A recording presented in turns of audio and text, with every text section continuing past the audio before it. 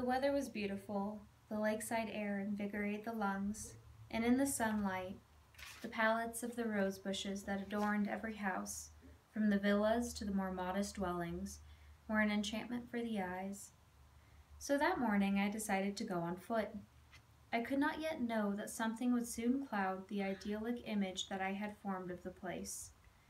It was an encounter that took place under peculiar circumstances. I was walking toward town along the path that went through the woods, when all of a sudden I heard a scuffling coming from the underbrush. I stopped, curious. My first thought was that some frightened animal, perhaps a deer, would suddenly dash out in front of me. Instead, I soon saw that it was a man whose body was so enormous that he appeared misshapen. Wearing a split leather smock, he was stumbling through the trees, holding a plastic bucket filled with a reddish pulp and flinging handfuls of it on the ground. When he became aware of my presence, he looked up at me.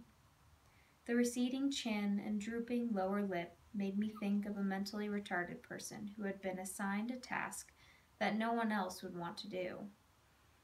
As soon as he saw me, the man waved his arms as if warning me of some danger. What was he trying to tell me with that gesture? I continued along the path, gripped by a growing sense of unease, as if I had trespassed on private property. I wanted nothing more than to get away from that place as soon as possible and reach the village.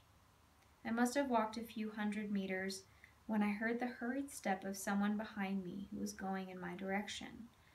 For a moment, I thought it was the man I had just seen going through the woods, but the pace was too agile and swift for a person of his girth.